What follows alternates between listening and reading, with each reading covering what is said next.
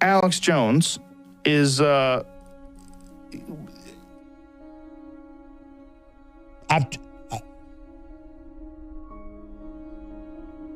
understand it now. I'm going to get you. I'm coming for you. You understand that? What do you think I am? What do you think I do? You're very foolish. Now you understand the shape of things. That's good that you understand those. Now you understand that I'll get my hands politically around your neck and all your tough guy crap's going to end real quick. Because we've taken down Hillary, and we've taken down the globalist, and we're going to take down Soros, and we're going to take you down. Because God wants purity. God wants things hot and cold, not lukewarm. God wants me to wage war. God told me, destroy Joe Rogan. Yes, sir, Jesus, I will do it. No more games. War. Ah! War. War. War. You want war against our children? You want war against God? You will get war. The harvest of war is here, and I will detonate thanks to God. Okay. War! Yes, Lord, I will do it.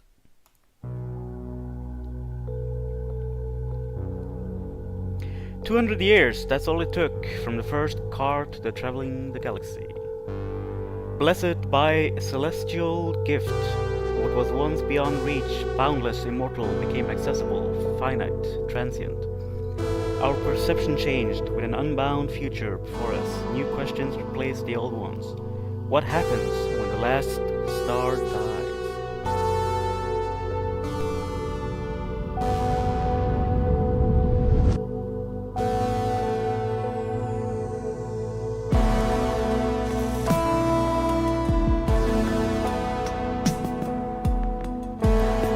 I'm floating in a void.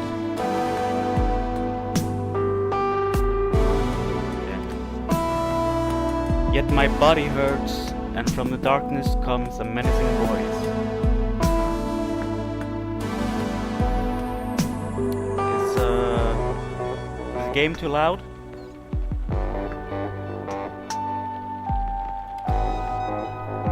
I try to drift away, taking refuge in the nothingness surrounding me. But the voice is getting more imperious.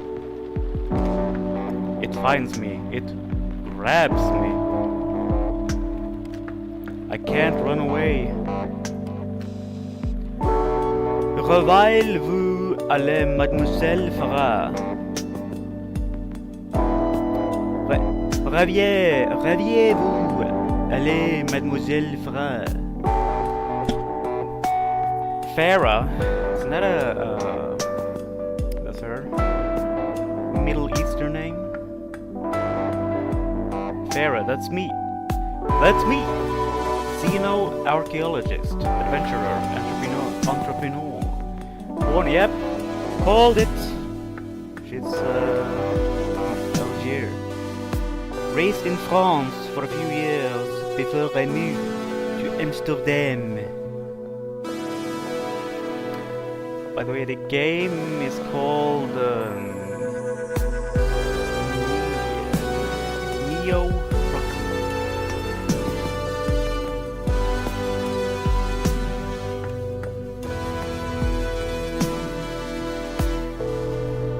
I emerge from sleep as if from an extended apnea. My entire body tense and my head raised instantly. Simon. He has been calling all morning. The neon light is blinding me, and I barely distinguish Simone as she removes her hand from my shoulder and heads back to her kitchen. The owner of the octopus, 75 years old and more energy than me. This is the date, 1975, June 8th, Sunday, 8 AM. I curse my tense body as my head starts spinning. I feel parched and my stomach is acting up. What the hell happened? I force my eyes to open a bit more. I'm sitting on a small chair in front of a steel table, facing half a dozen pints of beer. Alright, I guess I have my answer then. La Brasserie du Pulpe, the Octopus Bar. Simon's establishment is the best bar, restaurant and hotel you could find in a 2,000 kilometers radius. The first and only bar in Kairos. Kairos colony, founded by the French in 1973. Kairos is our home for now. The site is filled with Colossus ruins, but the main attraction is the sarcophagus.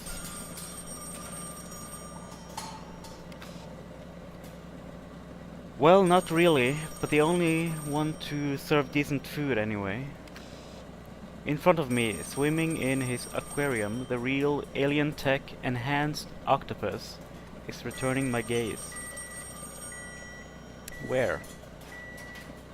Oh shit, is that behind the big window? That it looks like the tentacles? Could someone please answer this damn phone? It's Dunk! Dunk! I return to my right. Duncan. Chenda. Chenda's husband, a good engineer, but a stubborn man. Duncan looks okay. His back almost straight against his chair, but I bet his head hurts just as much as mine.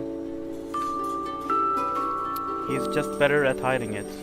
I take a look at the clock, 8 AM. That's not much sleep. The night would have been a tad better if Ivan did not blow up his truck right in the middle of the street an hour ago. Ivan, a bragging douche. He made a name for himself on Neo Proxima after a series of his successful looting operations. Booze and explosion don't mix well.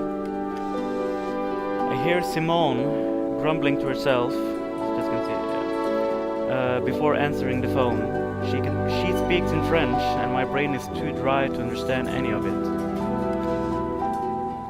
Wait, I thought we not Farah? She slams the phone down harder than necessary, and then comes back to our table. That was the commandant for the 4th time this morning. He wanted to be sure you were on your way to some kind of ruin. She starts picking up bottles and glasses from our table, making ostensibly more noise than usual. The old woman can be an angel. She sure doesn't enjoy acting as our secretary.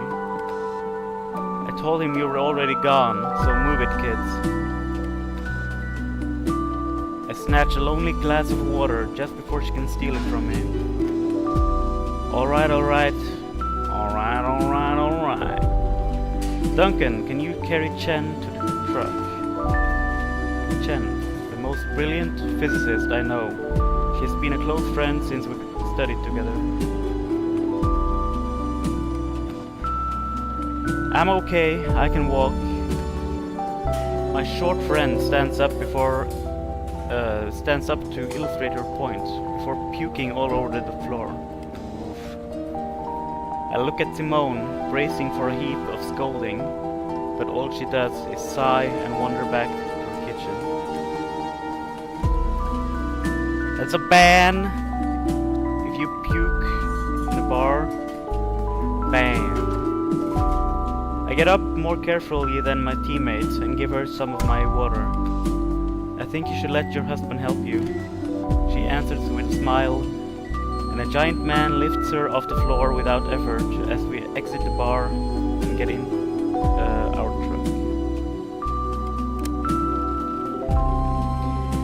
Oh, what a cute little car.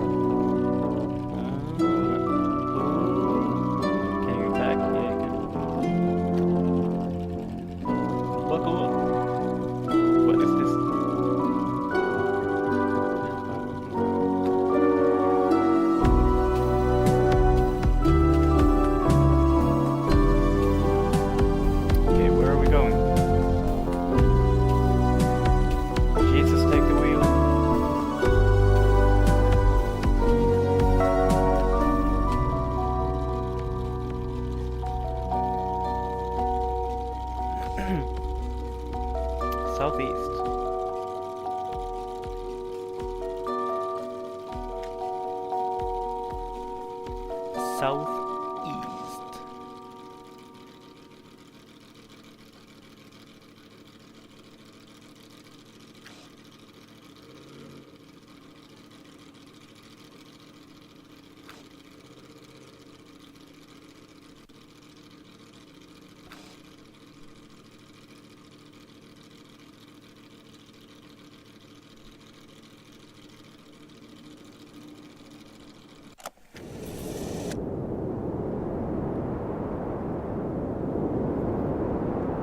This was a stupid idea.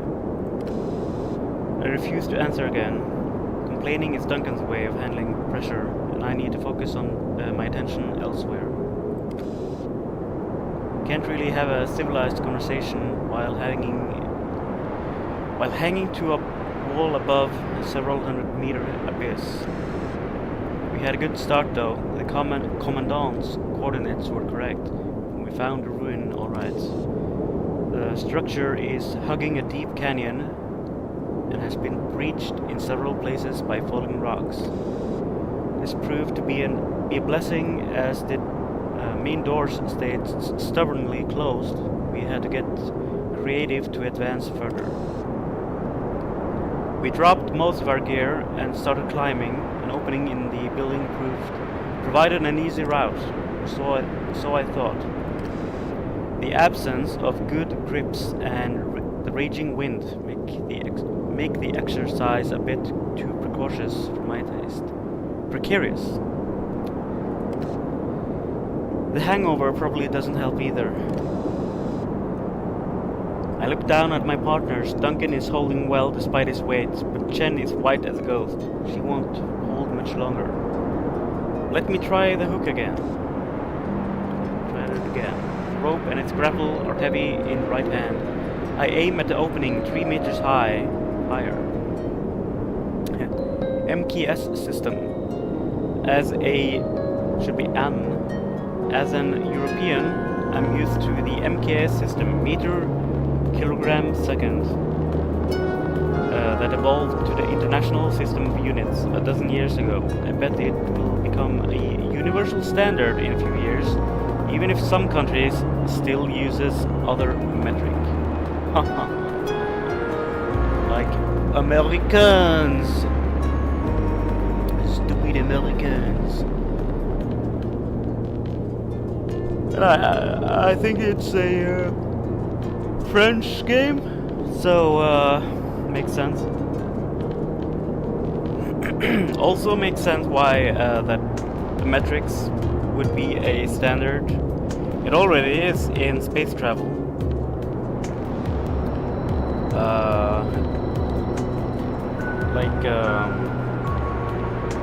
The Russians, the Chinese, Japanese, European Space Agency, and the NASA, they're all using the metrics, not imperial system.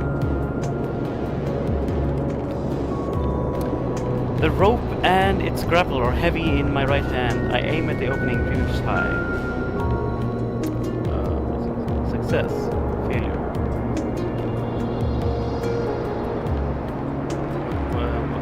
What do I do?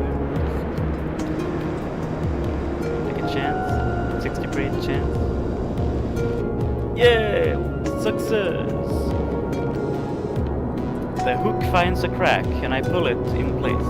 The wind screams again, engulfed in the canyon below us. We're not going to last. Okay, this looks solid enough. Let's move.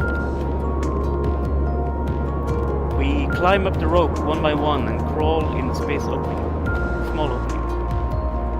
Chen is white. It's racist. She's got an Asian name. She looks Asian. And her legs start shaking, but Duncan seems to be doing just fine. The man is a beast. A beast! I leave the rope in place. We might need to exit the way we came in. I switch my attention to the room. A simple rectangle. Simple rectangle. 2 of its sides are made from the grey concrete colossus. Seem to love the... What? of its sides are made from the grey concrete the Colossus seemed to love, the one from the we entered, and the opposite one. The alien civilizations we borrow technology from. They lived on this planet few centuries ago, but seem to have disappeared since then. As to why, nobody has a clue. The others are made from some kind of glass panels, covered by dust or vines, giving an impressive point of view of the canyon and allowing the sun to bathe the room. But the sun sheds light on something more peculiar here. Well, actually, does not. I think maybe the French should do some more proofreading. Okay. The huge room, probably 1,000 square meters, is entirely empty. Marks on the ground prove that it was not always the case, but something or someone removed all the place's content. In the metric system, multiples and submultiples of units follow a decimal pattern. Yeah, it goes by 10.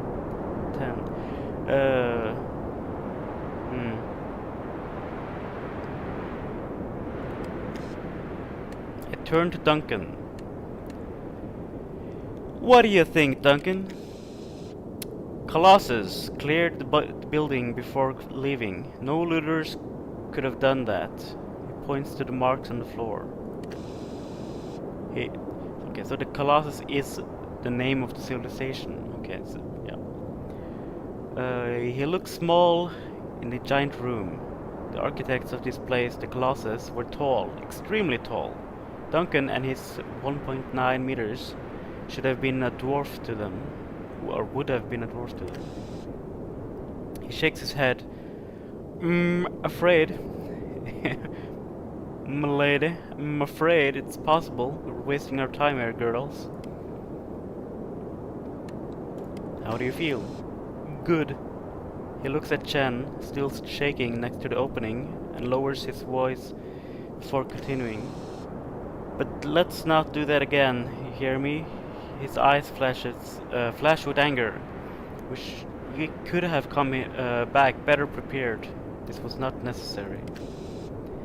I tap on his shoulder awkwardly. Come on, since when are you afraid of a little climbing? My attempt to lighten his mood falls flat, and I half expect smoke to come out of his ears. Duncan has plenty of qualities. A great engineer, he always speaks his mind, handles pressure masterfully, and is not afraid of putting himself at risk of others. He saved my life several times since we arrived on Neo Proxima, and never once did I have to save his. The alien planet where the UFOs came from. Breathable atmosphere, incredible wildlife. This is the new frontier, the first stone paving man's way to the stars. But he also has some flaws that get on my nerves, like overprotecting everyone. Yet I'm not quite sure why I was in such a hurry to enter this place. Well, other than finding what could be the key to open the largest ruin this planet has to offer. Still, he is right. This was foolishly bold. No point in dwelling on the past.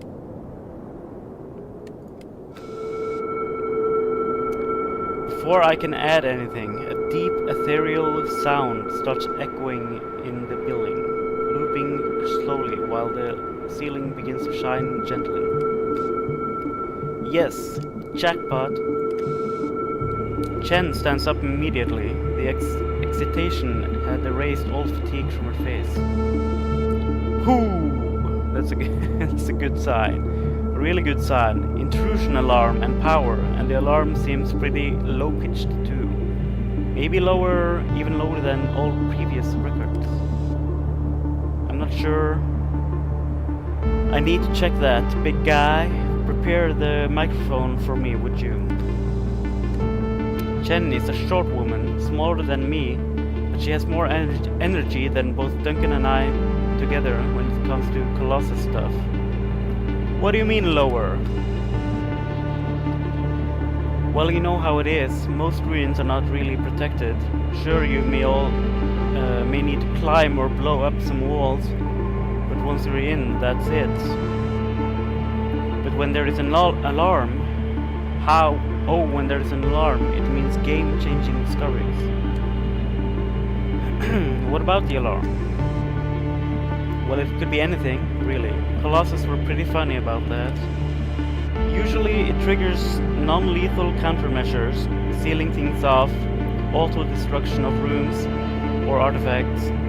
In one case, the building just sank into the ground. She smiles. Of course, non-lethal for them is not always safe for us. A crew got stuck and starved to death once. They did not have strength to pull an emergency Colossus hatch. Funny indeed. Considering the alarm's tune, pretty sure it's going to be a lethal this time. At least nothing we would like to stick around. You see, the lower the tune, the more dangerous it gets. I hear Duncan cursing behind us, and with him on this one. And I'm with him on this one. Chen is the opposite of her husband when it comes to choosing priorities. How long do we have, Chen? Hard to say. There isn't any real pattern. Could be 10 minutes, could be an hour. No more than an hour, I would say. Say about 30 minutes. That sounds about right. She still seems pretty chill about it. What kind of discoveries? In a ruin like this, anything could be anything you could ever imagine. It is.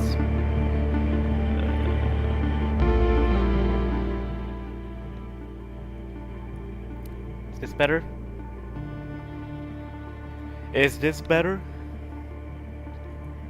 Let's see. But this one has even more potential. The Commandant told us enough that I could make some assumptions. Her smile is enough to cheer me up. Pretty sure that the old man is smart enough to know where we would guess our real goal here, but no point mentioning it. I think the key is here, Farah.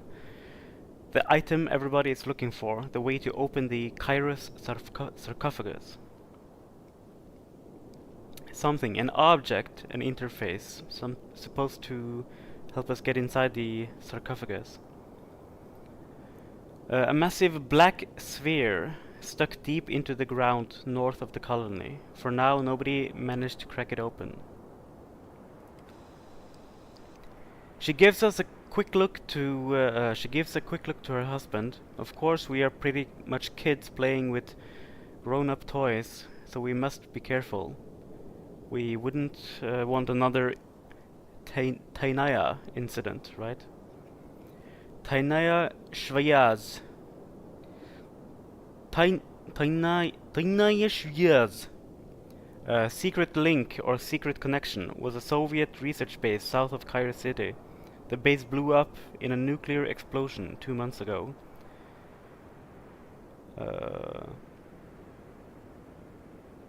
Yeah, it's dynamic, I'm guessing. So just general, what is it called? Like environmental sound until you click ahead, get to a point where the music comes in. Blasting. Oh, maybe not. Maybe it's not. I haven't done anything, and now it just suddenly kicks in. So I'm not sure it's dynamic. Where was I? Yeah, nuclear explosion 2 months ago, caused by, if you trust the official report, a malfunction in the base portable reactor. Chances are that Soviets toyed with something they could not handle. Tainaya Shvayaz. Sukabliet. She gives a quick look to her husband.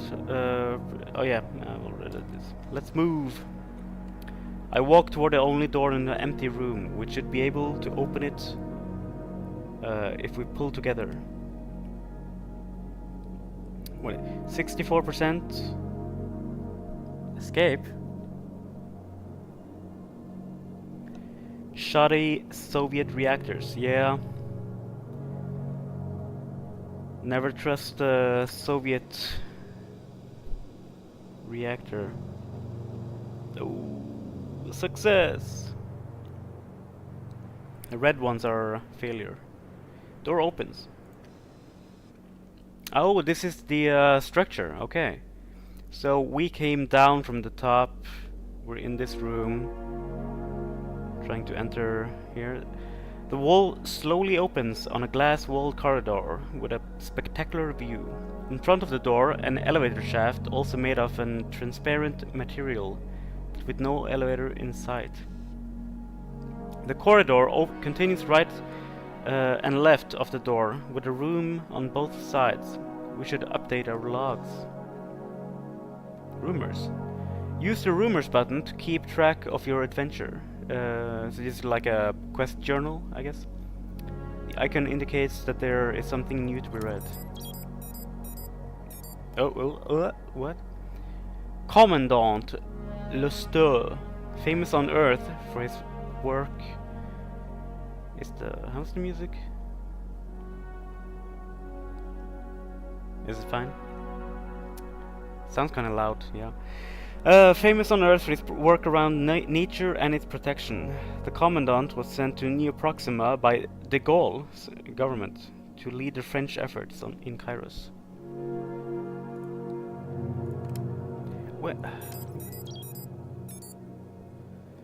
Kairos sarcophagus. Whoa. The biggest ruin ever found on Neo Proxima and the reason Kairos colony was established. A giant structure digging deep into the ground, so big nobody knows really where it ends. Topped by a giant sphere, the whole thing is covered by dirt, rock and trees, looking like a huge hill. Attempts to get inside the sphere, the sarcophagus, were all major setbacks. The content of the sarcophagus is still highly debated. For some, the fact that we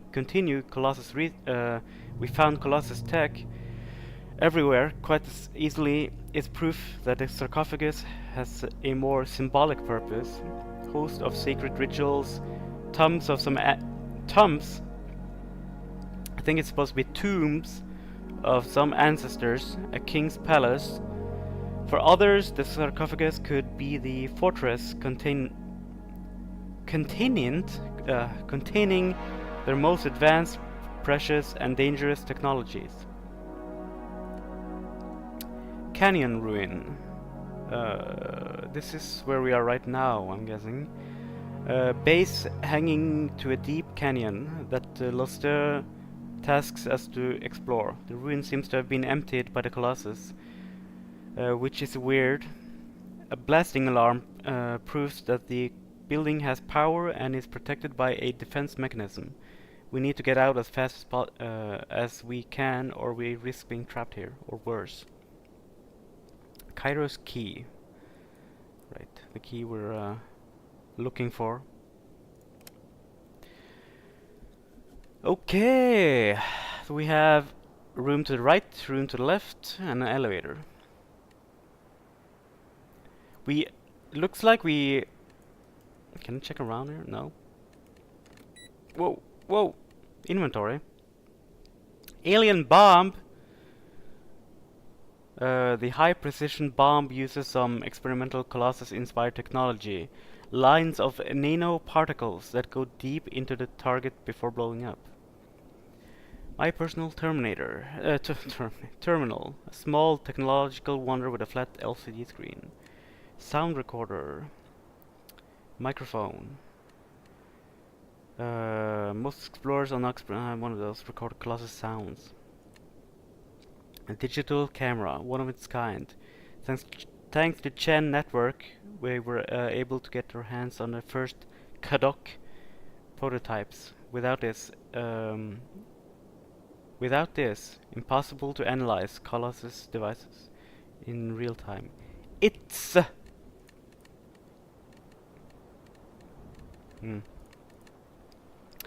compute machine.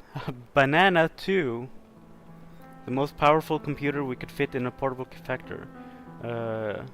Connected to camera and microphone. Whoa, can you use... stop. Simon, famous sandwich. Sandwich au pâté. Tastes like nothing like home, but that's the best sandwich he will eat on this planet. Store credits. Can be used to trade with Simon. Deals are often unfair, but can be lifesavers. Depends on how much you value living. +4. Movement. Fighting and thinking. Okay, seems like she's quick and nimble. He is strong in a fight, and she is a thinker.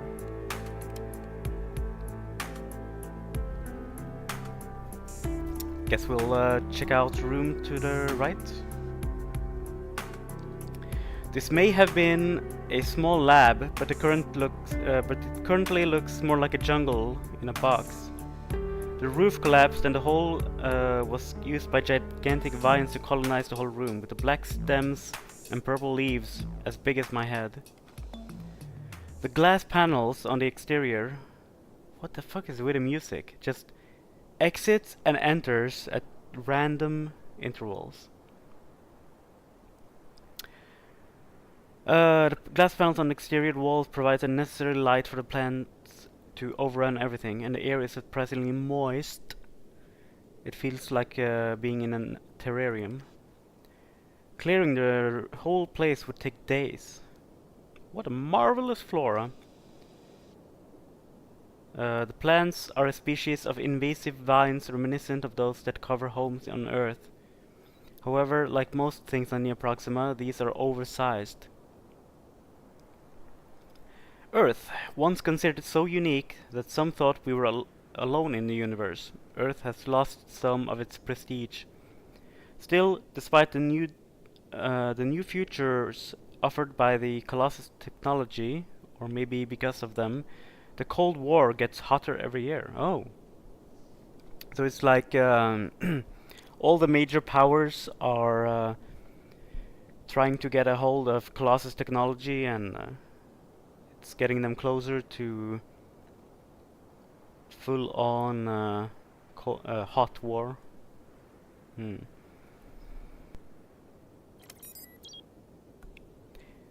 Neo Proxima. This is where the mysterious gifts we received back in 1962 came from. A big blue ball, well more cyan than blue, and a bit smaller than Earth, but still.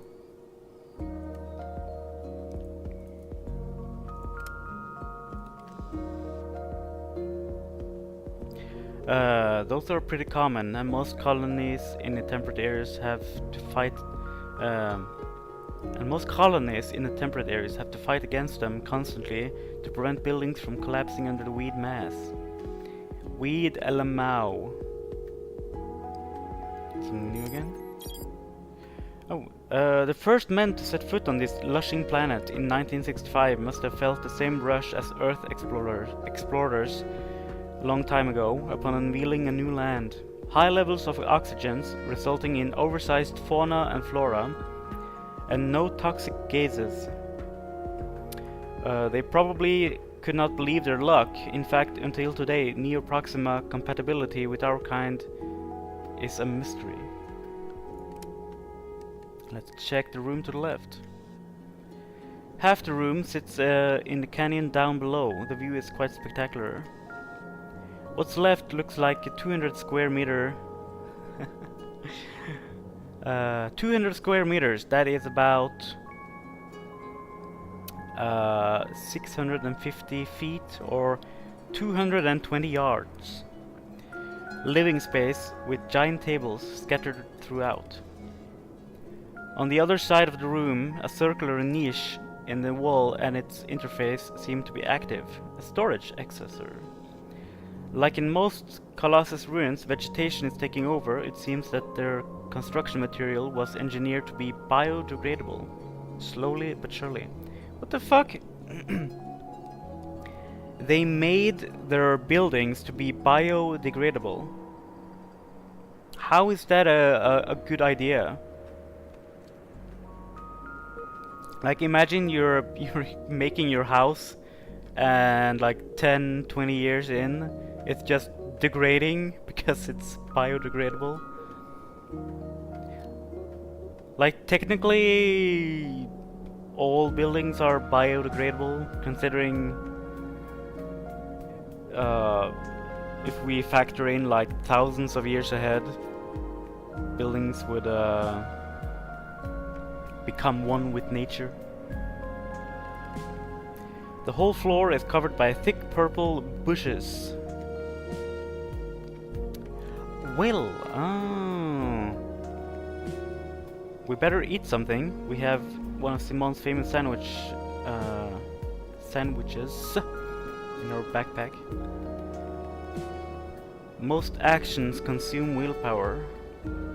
Be careful and find ways to replenish.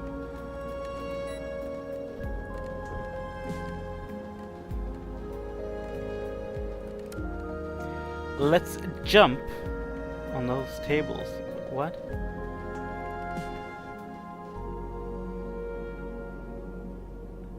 Can't I choose just one? Like, choose Pharaoh?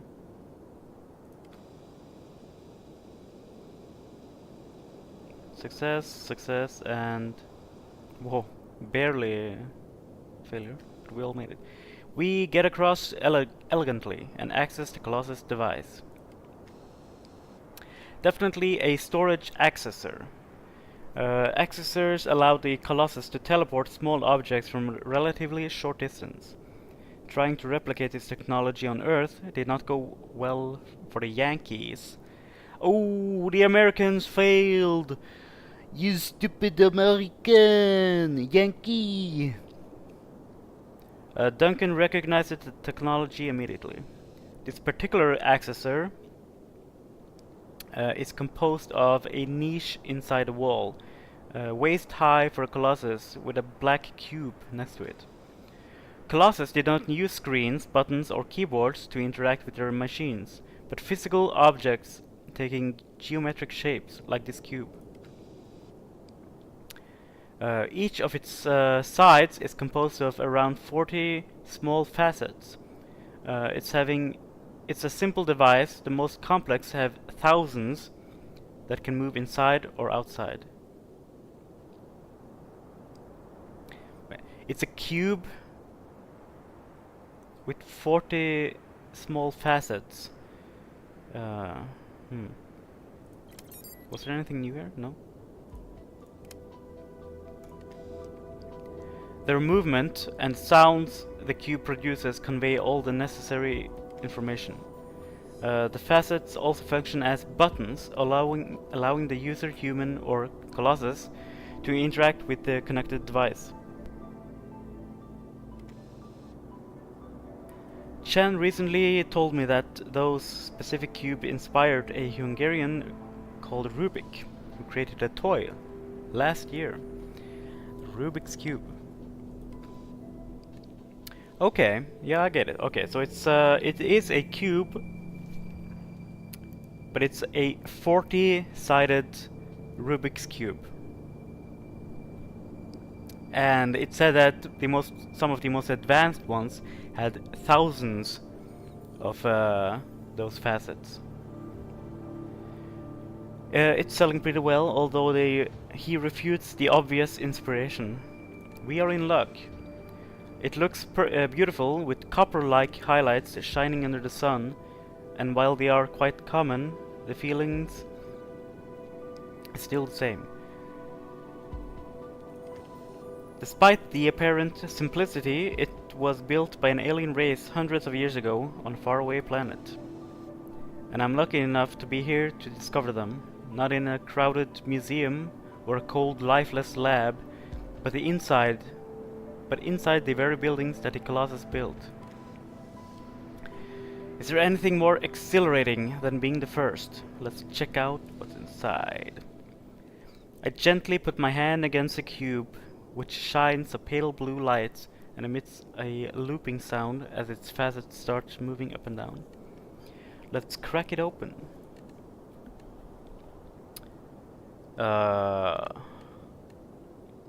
Item sound recorder.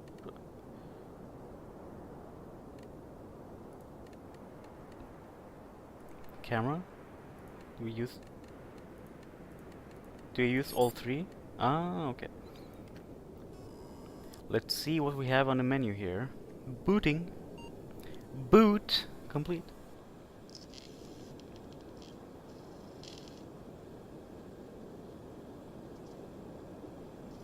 Analyzing. Sundown. Logs. User Farah. Root through. Disk battery. RAM. Am I doing anything? No. Okay. Chen quickly fetches our microphone and connects it to our boxy computing terminal while I help Duncan install the digital camera. All this to allow us to analyze the device in real time. Scanning. Few seconds left. The computer. How does it know there's a few seconds left of scanning? Anyway, the computer hard drive spin while it starts the scan. But I already know the result. A Z battery. My sudden remark startles Duncan, but a few seconds later Chen's terminal chimes to confirm my analysis. Z-Pack. Extremely powerful Colossus battery. Getting good at this, Duncan seems genuinely impressed. Chen lets a quiet laugh out. Did we get it? No? That's the closest thing to a compliment I'll get from Duncan in a while. I smile at his remark while looking at my terminal, checking where to touch the cube to access the battery. A few taps on the cube and the Z battery appears in the niche with a gentle chime. The teleportation is so instantaneous that it's always a bit disconcerting. Duncan bags the small item with a satisfied look. Key or not, this will sell well in Kairos. Let's go back. Extremely rare, the so-called Z battery packs are Colossus energy sources. One of those can fulfill the electricity need of New York for a month. Z-Pack +1. We're back in a glass-walled corridor with a room on both ends.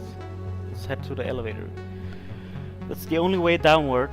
The round walls are transparent, some kind of highly resistant glass, and give a beautiful view of the canyon around us. On the floor above, the elevator blocks the entrance. Considering the alarm is still ringing, I doubt we could use it.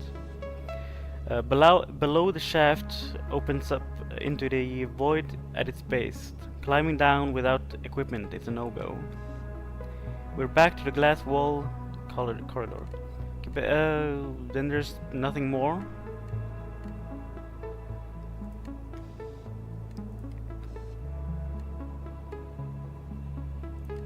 Go back to the room on the left then, I guess. Nothing more. On the right then. Oh, you could use the thick vines to make a makeshift rope.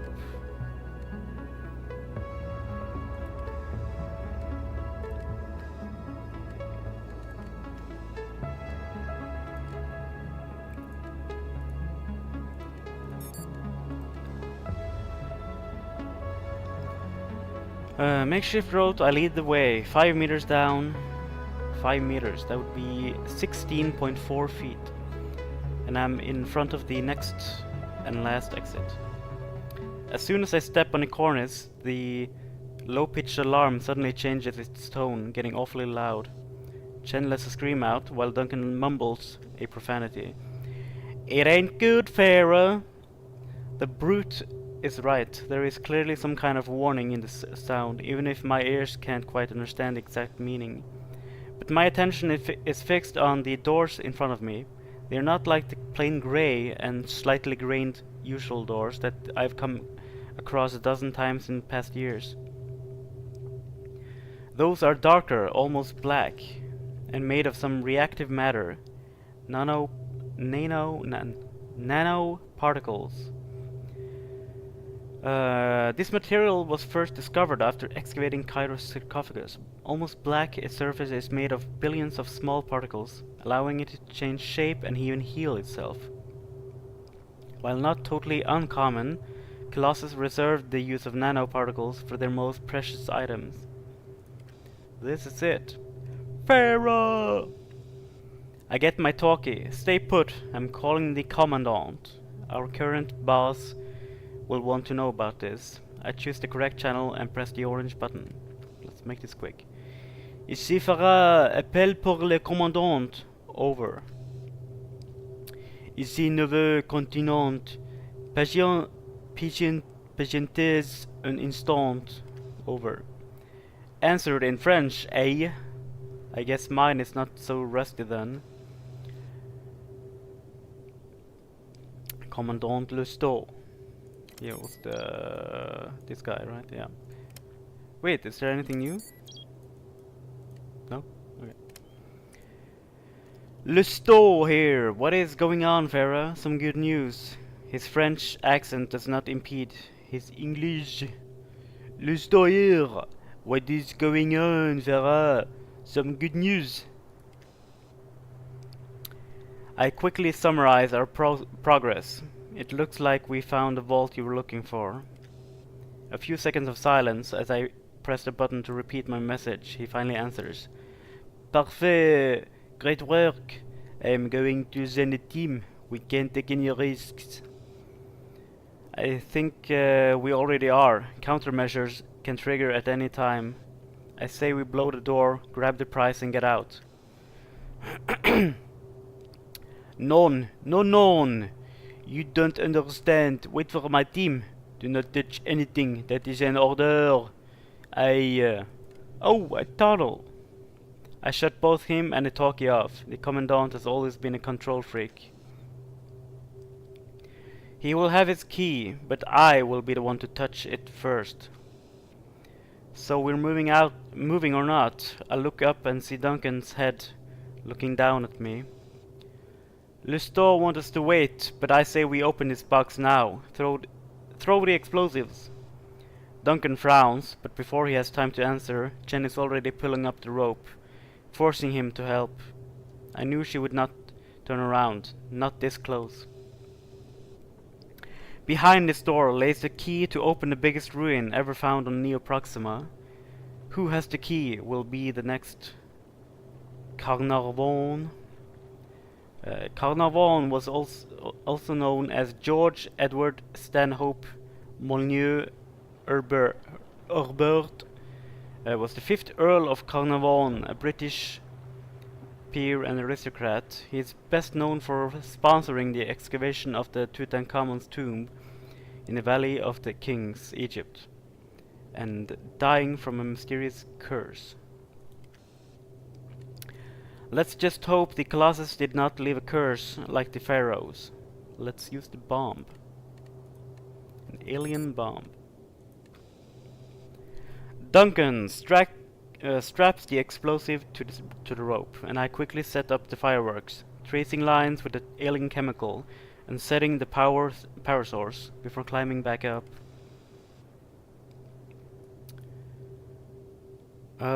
Precision charges like those are rare. Whoops. A marvelous example.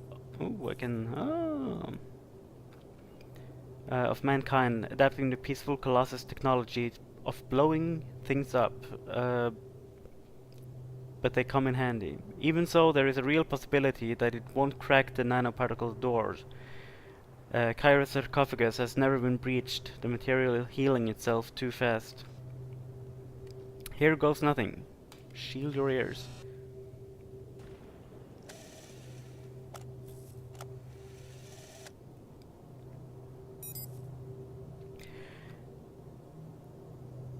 A quiet buzz, followed by the sound of a heavy object falling down.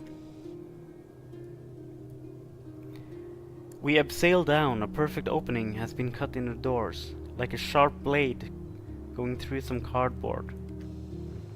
The fallen slab, 20 centimeters thick, has felled inward. Cut from any power source, the nanites look dead, its surface slightly grey.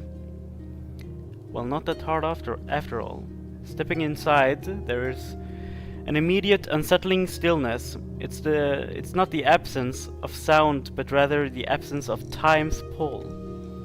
It's challenging to describe. Imagine walking into a room, feeling your heartbeat slow down, your breath hanging in the air a fraction longer than it should. It feels like walking underwater, but without the resistance. Our steps echo softly, each footfall lingering more than it should, making the spacious chamber seem even more vast. The feeling fades quickly, and the room starts moving as the alarm hits my ears. The whole building is screaming at us now, like nothing I've ever heard before. What the heck was that? I turn to my friends, but they seem oblivious to what just happened. That thing is not happy. Duncan and Chen have joined me and are looking at a reactive sphere in the middle of the room. Twice bigger than a basketball, the sphere is levitating, shoulder height, at the center of the square room. He's right, the sphere is not happy. Its multitude of facets are moving up and down, creating waves on its surface. The intensity of the message and its sense of urgency are apparent.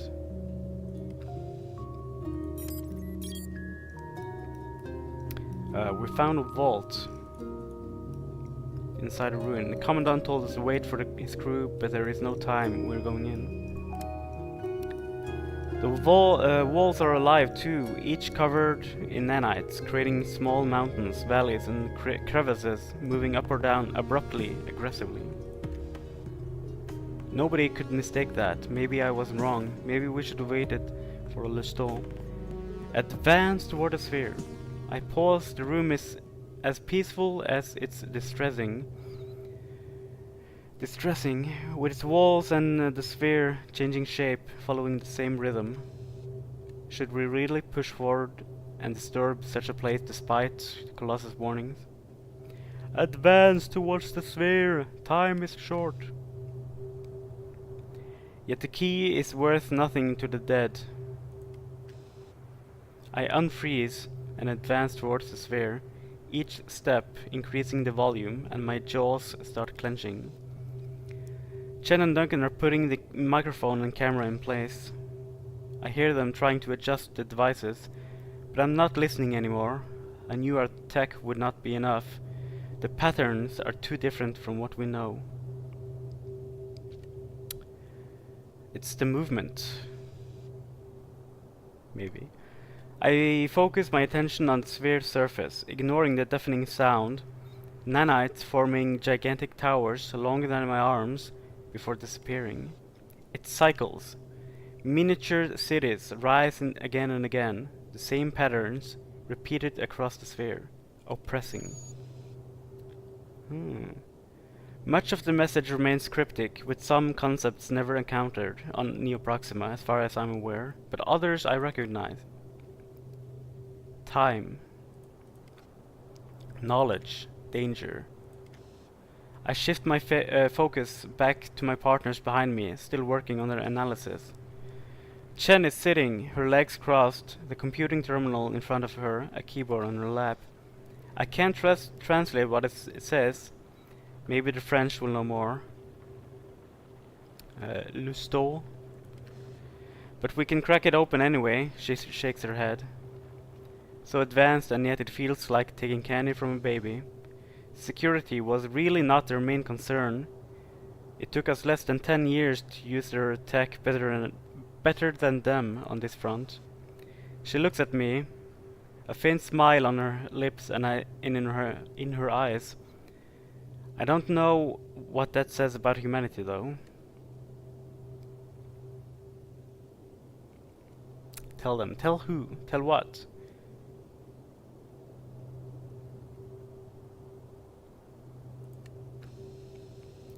Danger. Chen would not mind. I know she wouldn't. But Duncan, well, he would agree eventually. Sometimes it's easier to apologize than to ask permission, and time is of the essence.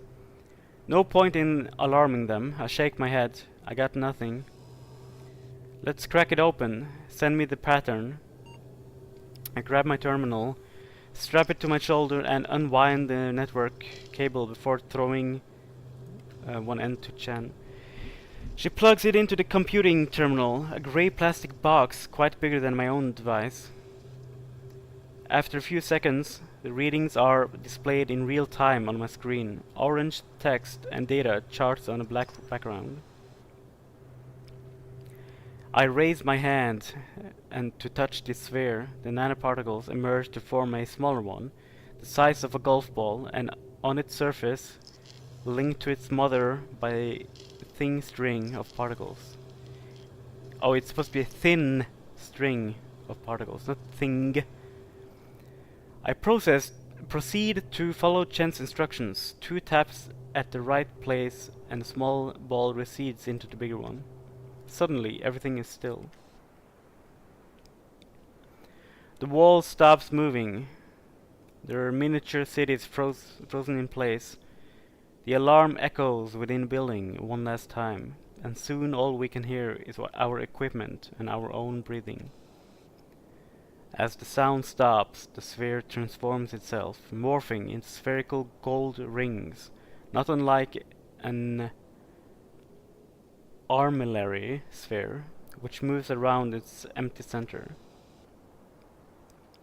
Armillary sphere.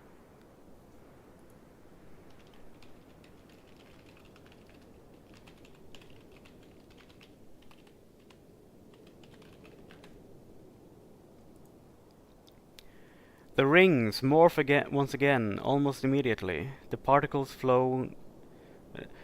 An armillary sphere is a device used to measure the coordinates of celestial bodies, consisting of spherical objects with rings representing lines of latitude and longitude. The rings morph once again, almost immediately. The particles flowing down top to bottom to form a black cube, firmly sitting on the room's floor, with something on top of it. All 3 of us are standing, all in awe, but when the key creation is complete, I can feel their surprise echoing in time.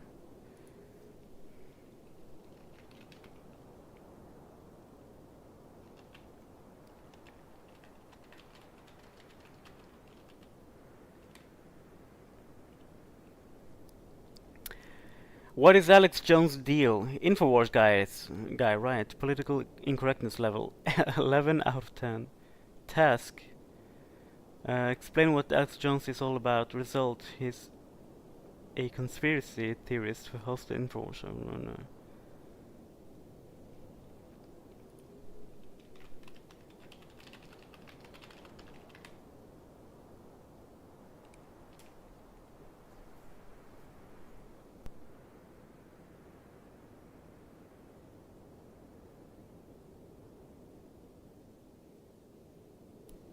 What?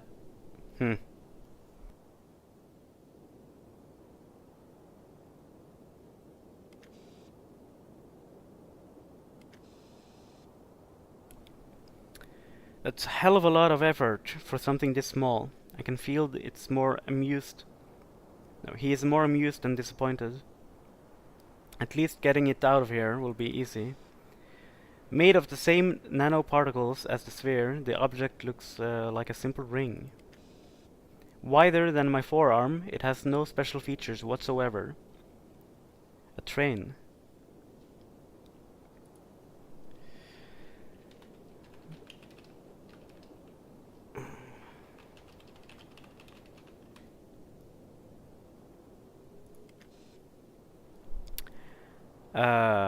It has no special features whatsoever. A perfect circle of black matter, with slight silver highlights. Even by Colossus standards, this is minimalist. Ah, girls, wish you could see your faces. His laugh echoes in the big room, and we join him eagerly, full of adrenaline. True, I expected a bit more panache, but this is the key to unlocking one of the biggest mysteries mankind has ever faced. It could look like a Soviet toaster for all I care. The Soviets, of the 6 UFOs that crashed on Earth in 1962, 2 crashed in USSR territory, giving the country a definite edge. Since then, the Russians have been accused of breaking several UN rules about the use and traffic of Colossus technology, accusations that the country immediately turned against their rival. The truth is, nobody seems to respect the UN decisions concerning Neo Proxima. Well, who the fuck listens to the UN anyways? Nobody.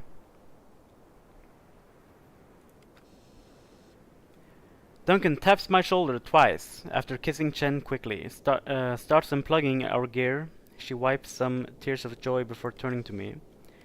So will you do the honor, boss? She grins at me. If you insist.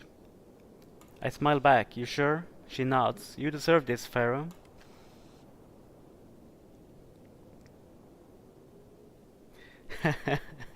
Yeah, man, he's simply into trains. It's dangerous work, though.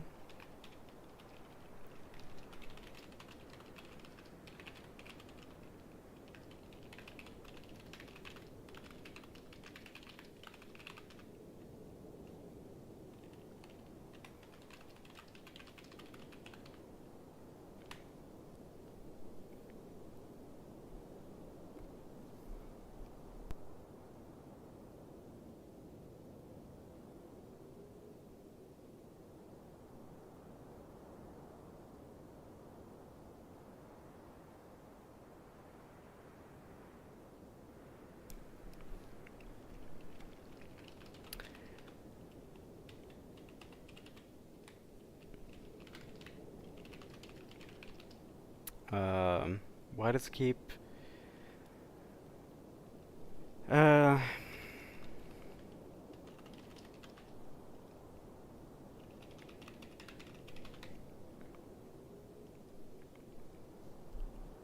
does it keep writing his instructions? Okay.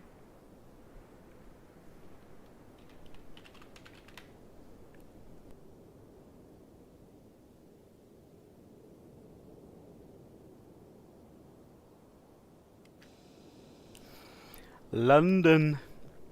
I drove her to Neo Proxima, but her inventions allowed us to play with the big boys and beat even the best US or Soviet teams.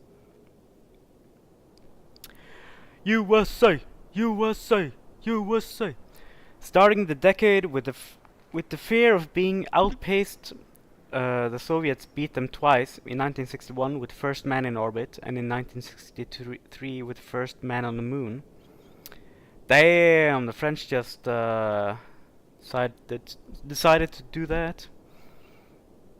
The French developers, I mean. Rewriting history. The USA finally got a win by repairing Neo Proxima's first space elevator in 1965.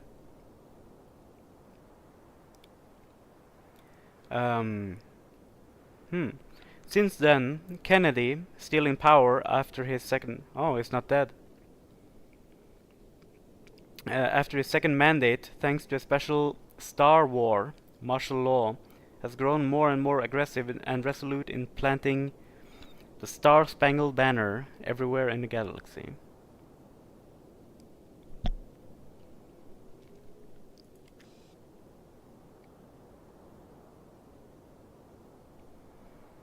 I begrudgingly, not grudgingly, grudgingly, I'll give you an example, sentence using grudging.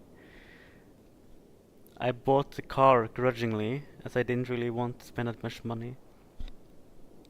But it's still not grudging. Thanks to her, I'm going to open Tutankhamun's tomb rather than being stuck in a lab. Still, I'm not sure how I would have reacted if she touched the key first. Deep inside me, a little voice is screaming that this moment is mine. It's mine, and I deserve it more. Which is probably true, but I'm ashamed at the thought. I raise my hand towards the key when I feel the floor starting to shake under my feet. What the hell? Duncan dropped the camera box harder than I would have liked. Thought his planet had no tectonic activity. He looked stable on his feet, as a Navy man should be, while Chen and I struggling to stay up. Getting stronger, he looks at me. The structure is beaten up. I say we move. It's not a question. He grabs Chen's arm and runs to the door, leaving our equipment on the floor. Take the key. We lost our computing machine, and camera, and the sound recorder. Well, I grab the key before I can secure it to my belt. The particles dance on my hand to take form again on my wrist, a thick bracelet. The floor starts rumbling harder, and I run out of the motionless vault, looking more like a death trap than the wonder it was a few minutes ago. I join Duncan on the balcony and raise my head to see Chen clenched to the rope climbing upward. You go after. Duncan is not looking at me, all his focus turned to his dearest. Don't play much on me, you go after her. He doesn't have to answer, but his haste to climb is enough. The whole building is shaking now, and I watch rocks and dirt sliding down the canyon around us. I look up to Duncan, who steps on the balcony and signals me to start climbing. I check that the artifact is not moving, and I climb 2 meters before sound hits me. A powerful, almighty roar coming from the north. Then comes the wave, a purple-colored water rampaging through the canyon, annihilating everything in its path. It's probably flowing from the mountain range north of Cairo's colony. Maybe the Colossus are not as naive as we assumed. Maybe they had more security measures in place after all. Fuck. Move! Oh.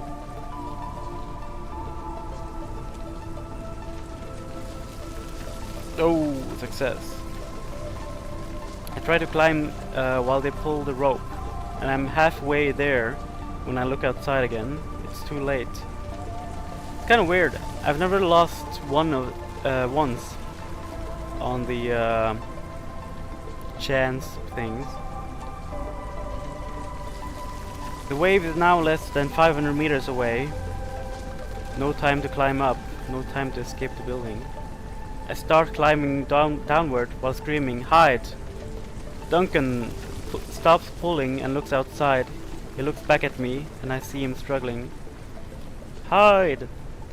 He nods as he lets the rope go, slowly enough to ensure I land safely on the platform. An agreement and a farewell at the same time. I can hear Chen screaming my name as he pushes her deeper inside the building, leaving me alone in the shaft. I let the rope go and take a last look at the blue monster rushing towards me. So close, we were so close. I run into the vault. The irony strikes me as the wave strikes the building. This vault was no tomb before we came, no mummy, no pharaohs. And now it's mine. Accept your fate. Your game has been saved. Hooah! Hooah!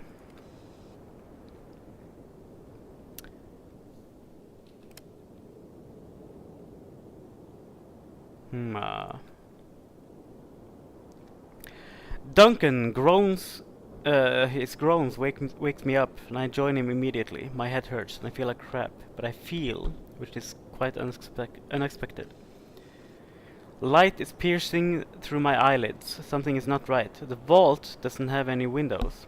It shouldn't be so bright in here. What are we doing here? He starts shaking me up. A dangerous move considering his strength and my current state. I get out of his grip and risk opening both eyes. I'm not laying on the cold floor of the vault, but on the steel table facing half a dozen pints of beer and a damned octopus. I'm stunned. Duncan is right. What on earth are we doing back here? I did not hear him stand up. His face is white from fear. He is patting himself, looking for wounds and apparently finding none. I turn to my right to check Chen's reaction and faces nothing. Her usual chair is empty. Alright, somebody pulled us out of this ruin, brought us back, and if both Duncan and I are out, well, Chen is the best candidate. She is probably sleeping somewhere. Where is she? Damn it, Farah, where is she? Duncan's big Scottish mouth. Oh, it's Scottish, where is she? Damn it, Farah, where is she? It's planting nails in my head. He sits back heavily. Something's not wrong. Feels like a flashback. His swollen eyes are scanning the room. I should check my watch. My faithful Japanese digital watch displays Sunday 8th of the June 1975, 6:22 a.m. A quick look at the clock above the bar shows 6:23 a.m. This means my watch is giving the correct time but the wrong date. Seems I'm gonna have to replace my trustful Casio as it did not enjoy this little bath. That's weird though. Did we really spend a whole night sleeping on this table? It would not be the first time, but I would have expected Simone to have cleaned our mess by now. It's not her style to leave a table dirty for more than 20 minutes. Yeah. You went back in time. Come on, we'll know it.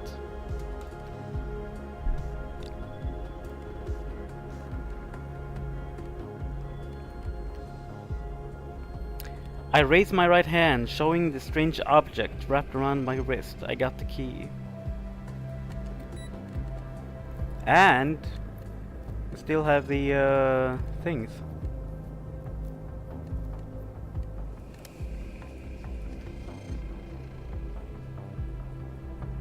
He looks like at it like it's going to bite, then shakes his head. All I remember is a hell of a lot of water and drowning vividly. His eyes fade for a moment, his face then wither. But now I feel like I drown in booze. He has a point. I never drowned before, but this sure does feel similar to a hangover.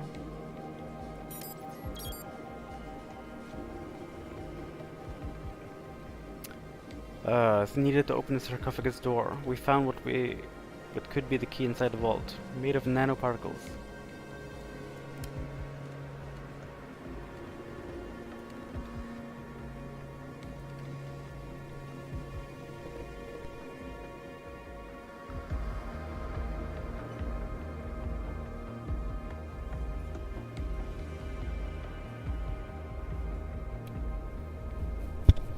Kind of weird how the willpower has gone up, considering everything they've been through.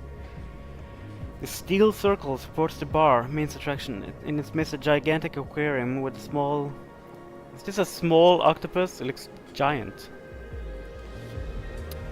Our own version of the Arthurian tale, featuring a holy grail in the form of a key and a squid for a king. King currently playing with an empty bottle of Chateau Haut-Brion 1955. The exact same wine we drank last night to celebrate our last plunder. That ain't right. Duncan is also staring at the bottle. Empty ones are lined up in front of us, but it's like somebody cleaned Chen's mess, and it's not Simone's style. Paul the octopus. The weird lab altered mollusk living in an aquarium in Simone's bar, sometimes referred to as the King of Kairos by the patrons. This glass prison sits on a circular table where we usually eat.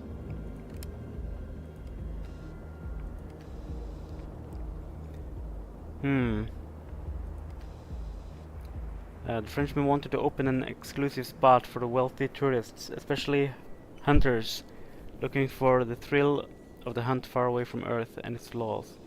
Sadly for him, but all too predictable, he got eaten by a lapis. What? During a safari shortly after opening the bar. One of the worst beasts you can find on the planet. The Russians call them Tikielapi, or quiet paws, hence their name. Nobody knows who really met the monsters first, but everybody knows someone who died eaten by lapis. They are really strong, extremely vicious, and usually hunt in pairs. Without weapons, you are as good as dead. Simon bought the place and arrived from Earth only a few months later. Not sure how or why, but the old woman has held a firm hand on her brazier ever since. Her old-school trinkets contrast sharply with the rest of the room, antiques and plastic sharing space. The octopus brazier. Nobody knows if the name comes from the living mascot Paul, the octopus, or the fact that Simon seems to have an endless supply of octopus arms.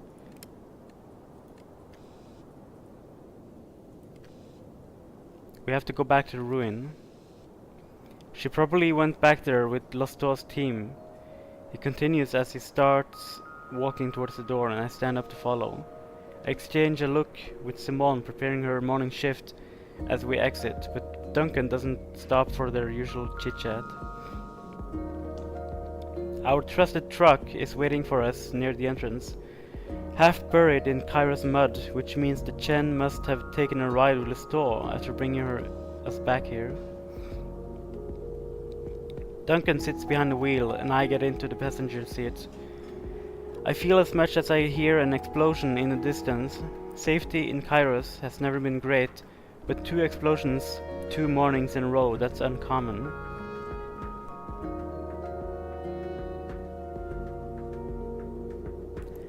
I don't know why they have to tiptoe around the fact that we all know they went back in time 24 hours. Like it just keeps hinting at it. Just come out and say it.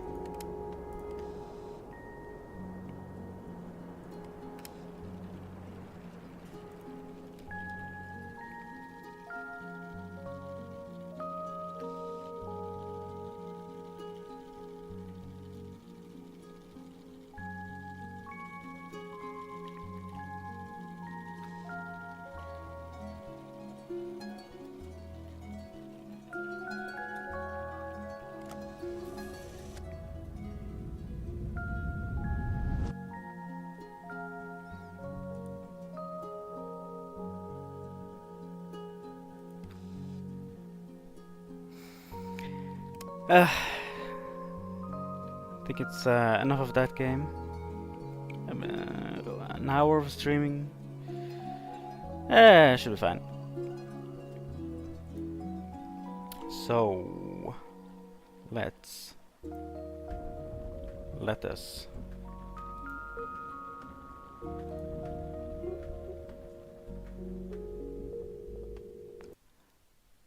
us do this. Okay.